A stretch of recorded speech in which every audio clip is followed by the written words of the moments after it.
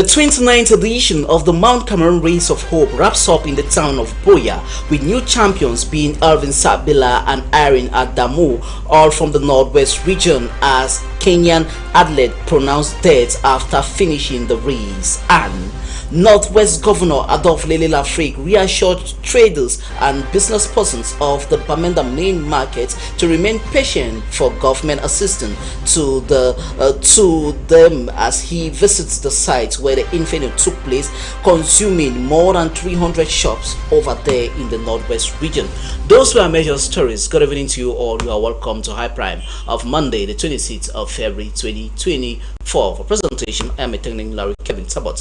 We start off with one of our late stories. The 29th edition of the Mount Cameroon Race of Hope has wrapped up in the town of Buea, with new champions being pronounced, as the ceremony was chaired and presided over by the Minister of Sports and Physical Education, Professor Narcisse Mwele Kombi, whereby Irene Adamu and Elvin Sabila from the female and male category emerges winners of this edition of the Mount Cameroon Race of Hope. Details with one of our reporters on that story.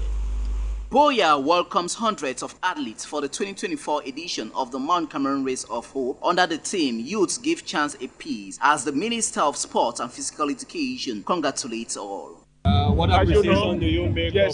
As you know, commitment was taken to ensure the organization of this very prestigious and emblematic competition, Mount Cameroon Race of Hope, in very good condition of safety and security. All is well that begins well and ends well. We are very satisfied and thank you. See you next year. The race that produces Elvin Sabila and Irene Adamu as the new champions in both the male and female categories was an added booster to the winners of the female category. The race was very nice. This year is my fourth year to participate in the Cameroon race. The first year I was in relay. The second year I participated in relay. The third year I was also in relay. The fourth year I went to the mountain. And reaching there I was number 5. Coming down I was number 3. This year I went up, I was the first. Reaching the summit I was the first. Returning back I was the first. Reaching the stadium, I maintained my first. So anything you are doing in life, you have to put God first. It was our God that presented me to the summit. Irene Adamu is a native of Mwa in the Northwest region, as she is equally a farmer, as she promises to make adequate use of the 10 million CFA francs given to her as her cash prize.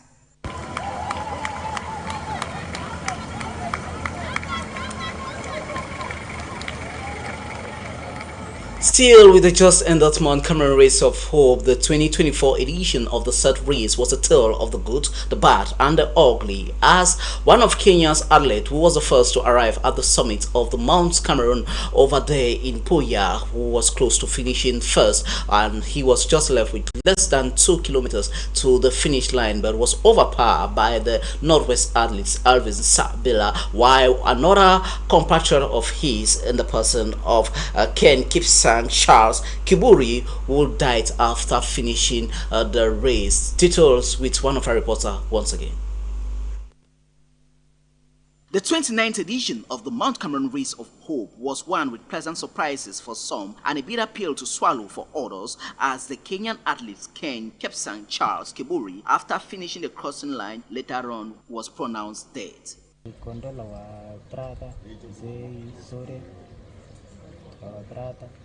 Who lived us yesterday, but it's a good plan, so we say sorry. They could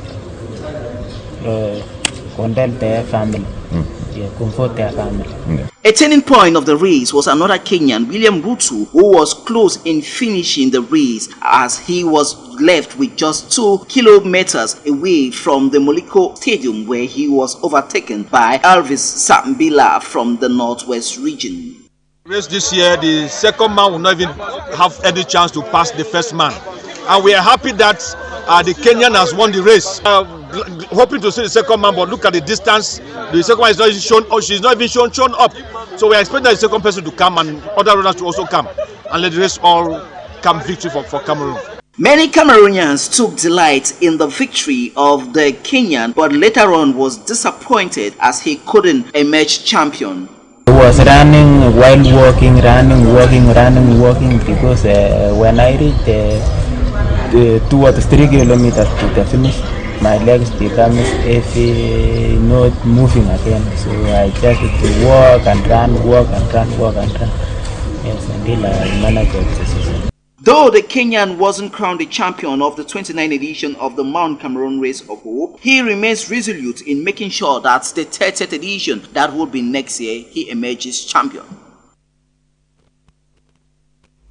What a sad one day, and may his soul rest in peace. We talk something else on this newscast this time around. A non-profit organization based in Buea known as Voices for Women has empowered over 60 women drawn from the southwest region with enterprising skills in craft and other skills in order for them to be petty traders. These took place over the weekend as a 2-day workshop that was chaired by the president of that non-government organization, was championed for the eradication of gender-based violence, as last year alone more than 30 women died in Cameroon who were killed by their intimate partners as a result of over-dependence. The organization hopes that by empowering women, this will go a long way to curb on the GBV, as it's popularly known. More with our reporter once more.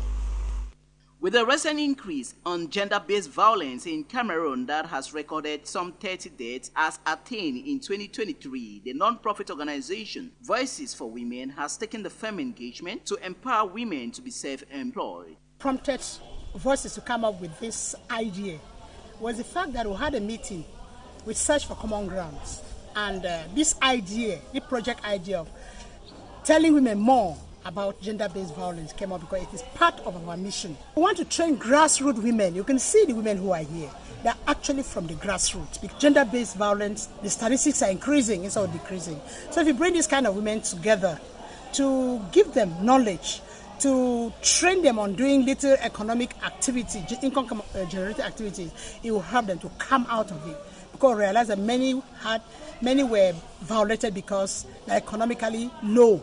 We want to train them to do income generating activity like making cake, making yogurt, that they can put by the door side, by the roadside to sell and get more money. With a 2-day rigorous working session on craft skills that will be enabling women to gain enterprising skills so as to reduce the rate of femicide and gender-based violence in the nation.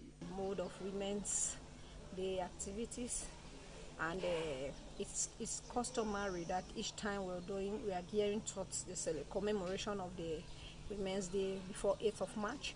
We have different activities. Voices of Women has rallied women to be able to empower them, hands-on deck training to empower them so that women can generate income as one of the modalities or coping strategies to be able to fight against gender-based violence in our subdivision.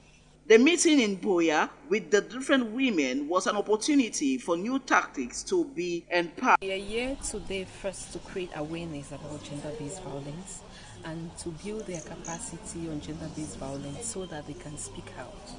When you look at statistics in Cameroon by January 2023, about 27 women died because of gender-based violence, and majority of them was caused by psychological or as emotional violence because they could not speak out.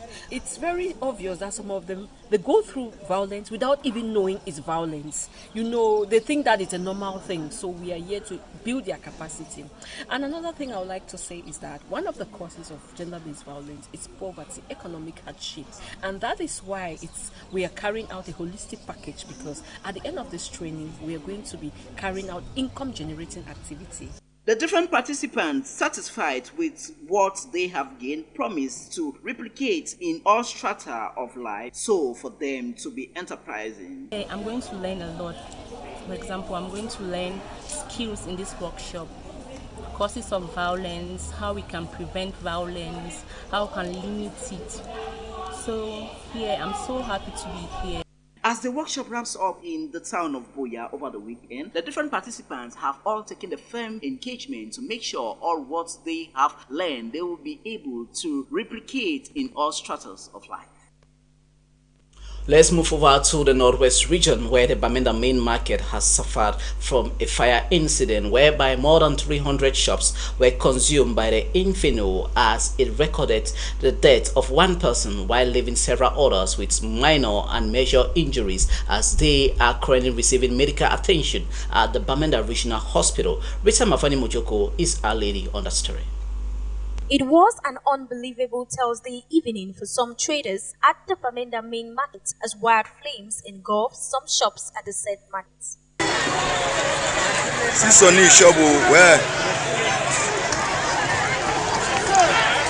Upon hearing the information, the timely intervention of Bamenda Firefighting Brigade swings into action with the local population assisting in quenching the fire.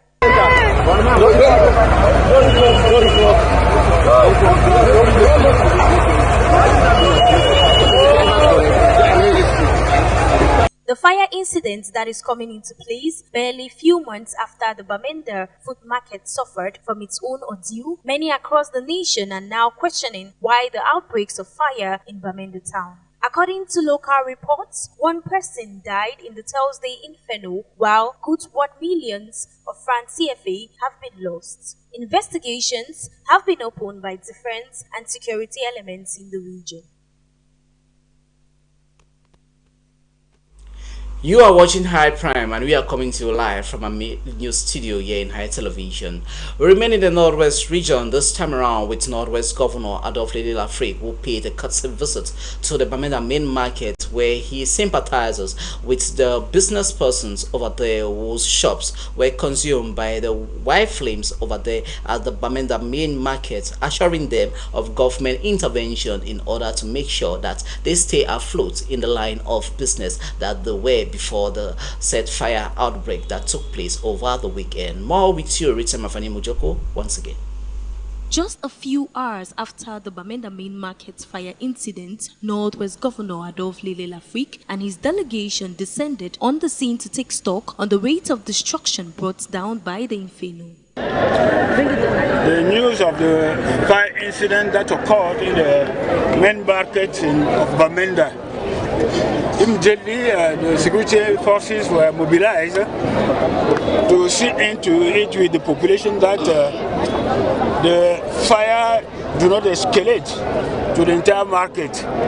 Thanks to that mobilization to assist the army rescue, half of the market were protected.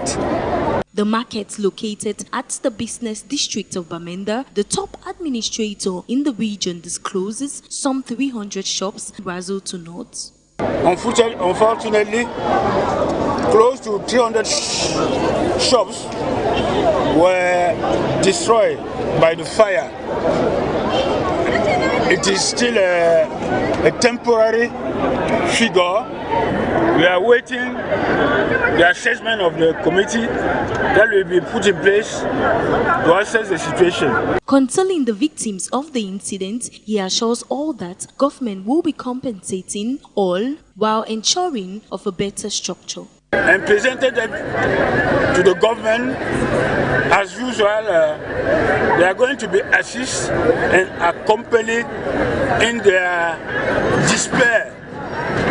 I would like, therefore, to ask them to prepare themselves to go to the commission that is going to be set to declare not only their shops, the number of the shops, and the content of the shops.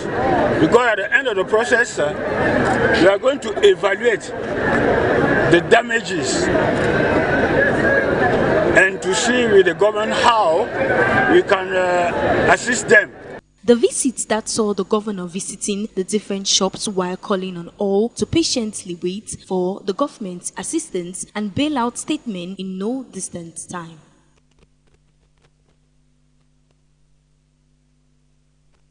The Social Democratic Front National Party's National Chairman, Honorable Joshua Osi Namangi, has equally paid a visit of comfort to business persons and traders of the Bamenda main market who lost their livelihood as a result of that fire that took place over the weekend, while he assures them that he will make sure for government and the lower house of the legislature to mention this sad incident for them to have support from the lower house of parliament during the March ordinary session of the set August Assembly that will be coming up in no distant time. Rita Mafani Mojoko once again.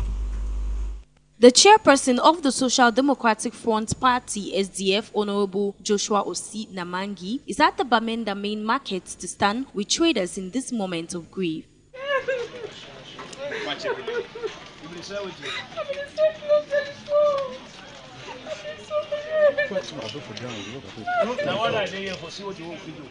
During his stay at the site, the lawmaker assures all that his party will stop at nothing to see his fellow MPs intervene in their plights. The tragedy that happened in this market, standing in front of it right now, touched so many lives and touched so many households, and it was important that I make the trip out here to come and see for myself exactly what happened and try to look at what the causes are, because it is always the causes such a tragedy is not God born, and to make sure that once the causes are settled, that such mistakes are not repeated. Being a proponent of the respect of rights of all, he assures all that the lower legislative will work hard to make sure adequate assistance come their way. As a member of parliament and our party is in parliament, it is important for us to be a vocal power for the rights of those who have seen their livelihoods decimated by this fire. 300 stores, that's unimaginable, and it's extremely important that these victims do not become bankrupt or fall out of the society. So it's very important for us to defend their rights and to make sure that they were tenants in the market. That market caught fire, it's not of their fault, and that what they had in their shops should be reinstated. As the chairperson, Osi and his team leave the fire-ravaged Bamenda main market, the different traders and business persons are looking forward for redemption. That was Honorable Joshua Osi speaking there. Just to reiterate, he equally visited victims of the fire incident at the Bamenda Regional Hospital over there in the Northwest region. We talk something else now, where the town of Buea has joined Douala, Yaoundé, Betwa and Garoua to play host to financial experts from the Ministry of Finance for the education of the municipal elected authorities across the nation. The one-day workshop that took place simultaneously in the aforementioned towns and cities in Cameroon was one in line with that of the stipulation from the Minister of Finance, Ripo Motaze, who deemed it wise to disseminate the circular letter regulating the execution of the 2024 fiscal year across the nation. More with our reporter on the story. The Ministry of Finance is embarking on her national workshop on the dissemination and exchange on the circular letter relating to the execution, monitoring and control of the execution of budget of regional and local assemblies for the 2024 financial year that is taking place simultaneously in the towns of Buea, Yaoundé, Douala, Ngaoundéré and Maroua respectively. The circular letter that was signed by the Minister of Finance on the 4th of January, we are here to disseminate it, to exchange with the authorities at the local level, to make sure that they understand what they are supposed to do when it comes to the execution of their budget, and as well capture their difficulties so that next time we can better prepare. The circular letter will be oriented to issues coming from the local level with the local solution proposed by the local authorities of the local level themselves. The different mayors and municipal agents who turn out for the Buea conclave in the southwest region are quite satisfied with the engagement of government. The government should also understand that some of us depend solely on the government for projects, especially in this crisis period. It's not easy to attract investors. So we are requesting for more projects. We are requesting that the decentralization which we are talking about, which everybody is looking up to, should be fully implemented, so that projects come to the councils. With some innovations put in place this year by the Ministry of Finance, who is swinging into action into effective decentralization process. About 8 main innovations, and between the presentation, we are trying to make sure that decentralization takes its feet, and that is why the Ministry of Finance, together with all other ministries that are in charge that have to do with decentralization, are here today to ensure that strict measures are being taken at the local level for the execution of budgets. The different expenditures and projects that have been put into place by the different attendees, who says is quite an innovative one, as the elective officials need to be accompanied by the various delegates. You have, for instance, the Secretary General who is appointed by the President of the Republic. He masters the administration, maybe more than the administrators, not necessarily, but his role is always very necessary to accompany the elected officials together with the technicians of nature who, for the domain of finance. With the dawn of the national workshop of the dissemination and exchange on the circular letter relating to the 2024 budget execution, the different municipal officials have been charged to do all it takes to assist government in this sector with her drive and ambitions. On to sport in this newscast. The Indomitable Lionesses of Cameroon will not participate in the upcoming Paris Summer Olympic slated for Paris, France this summer.